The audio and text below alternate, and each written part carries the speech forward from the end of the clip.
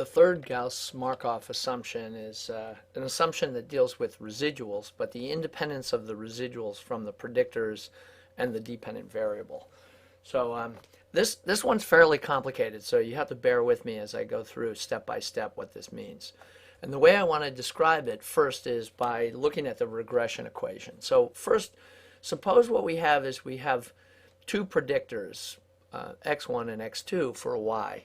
And you can see that we have two predictors in this equation right here. B1 and B2 are the regression parameters, and A is the intercept, and then E is the residual. And suppose the correlation between x1 and x2 is positive and strong. But also, suppose we exclude x2 from our model. So we have a problem already in that we have a misspecified model. So you can kind of piece together backwards where we're going with this. So now instead of having x2 in the model, we just have x1. So we have to change the model a little bit, and we have to say that y is equal to b1 x1 plus a plus u, and u is an error term that includes both the x2 variable along with the residual. So the residual for both x1 and x2. Now, even though we exclude this second predictor, that second predictor still has an impact on y and y hat. So in order to create this situation, what I'm going to do is I'm going to create a random normal variable, and I'm going to add some error to two predictors, and then I'm going to have a third predictor. I figure I might as well make it a little bit more complicated so you can see. So x1 and x2 are our two primary predictors, and then xo is the x, a predictor that's omitted. That's what the O stands for. And now I create a temporary variable that's going to serve in place of y. And what I do is I take 5 times x1 plus 5 times x2 plus some error. So you can see that this 5 is like a b, and I just made them the same so that it's easy to interpret. Now x1 and x2 are correlated because they both share some of this base variable in it. And then I have some error. Okay, now I create a y hat. And how I create a y hat is I get the predicted values from a regression using x1 and x2. So I'm essentially creating a y hat based upon regression. So I'm building up to the violation. Now what I want to do is I want to create a y, an observed y, that's based upon y hat and this other variable that's been omitted that shares variance with both x1 and x2. So you can see here that my new y variable, this is y observed, is y hat plus this x omitted plus some error. Okay. Now, I want to calculate the residual just so that you can see what I'm doing here. And then I create a data frame with y, y hat, x1, x2, x omitted, and the residual. And then what I'm going to do is show you what the correlation is. And in fact, I'm going to round this just so that it's easier to interpret. All right, so what do we have here? Well, if you take a look at the residual, this line right down here, you can see that the residual is correlated with y. It's not really correlated with y hat. It's correlated with x1 and x2, and strongly correlated with xo, which is x omitted. Okay, then what I want to do is I want to run my regression as if I'm running a regression with two predictors, x1 and x2. And what I want to do here is I'm just running all of this, and then I'll go through the output. So the first thing I do is I create this linear model, and you've seen this before. So I have really two strong predictors, and you notice that my b's are around 5 because I created the model. And I'm accounting for a lot of variance, right? My adjusted R-squares, I'm accounting for 95% of my variance. But when I correlate my residual with my y, okay, y observed, I get a significant correlation. Now, why is that? Well, if I go back up here, you'll notice that my y is a function of this xo, and xo is correlated with x1 and x2. So I have residual variance that I haven't accounted for, and it is part of my y. So now y is included. Now my y hat, my y predicted, remember that the residual is y minus y hat. So someplace in the predicted model, as well as in the y, there is residual that is related to an omitted variable that's correlated with my predictors. When that happens, I do run into problems because I have correlated residuals. So let's go and look at what happens here in the diagnostic plots.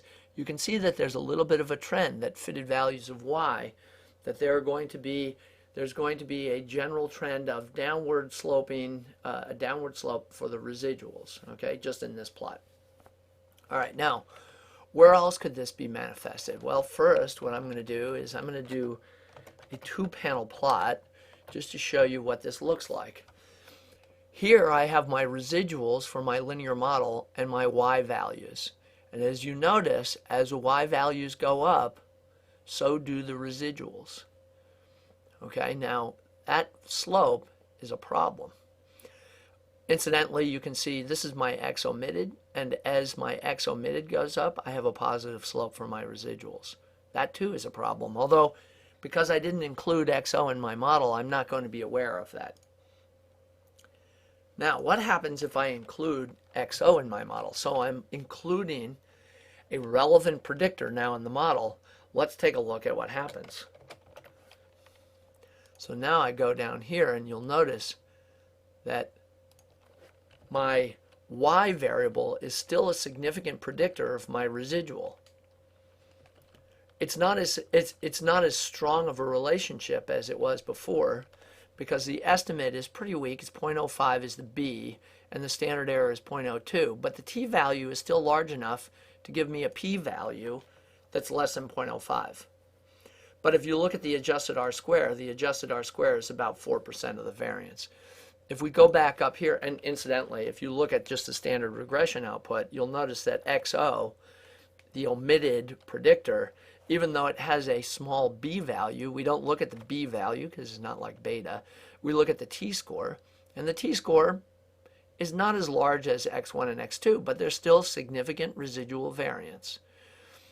Okay, now, if you look at here, I'm still only accounting for about 5% of the variance or 4% of the variance in previous times. So I've reduced the amount of variance. I went from the adjusted R-square of about 0.044 to 0.038, but there's still residual variance. So what's happening is we still have residual variance. We have variance that is not included that affects the residuals in our linear model because we've misspecified the model. So when we have non-independent residuals, the lack of independence stems largely from a misspecified model. And if you want to look at what that looks like in terms of, whoops, I think I have this incorrect. Okay, let's take a look at what that looks like. You can see that there's still a positive relationship for the residuals. That F just means I just have a residual for that finalized model where I have x1, x2, and the x omitted variable. There's still a positive relationship, albeit slightly weaker than before when I omitted x omitted, but it's still a significant predictor of our residuals. These problems are not good problems because what happens is we might get blue estimates. We will run into problems in terms of hypothesis testing, but potentially we could actually violate blue. And the reason why we'd violate blue is the omission of relevant variables in linear models alters the parameter estimates. So therefore, the omission of relevant variables means that our parameter estimates are no longer unbiased. So correlated residuals can affect hypothesis testing, and sometimes it can affect, depending upon the model misspecification, sometimes can affect the parameter estimates. And when that happens, we violate blue and we run into problems of not only inference but also in generalizing our model parameters to novel samples. So this is, again, I say that this is a very complicated assumption that you need to go over this carefully and see if you can create a data set that does have a violation of this assumption and see how you can correct it. Stay tuned for the next assumption, which is going to be that, very simply, that the dV is continuous because of the first three Gauss-Markov models.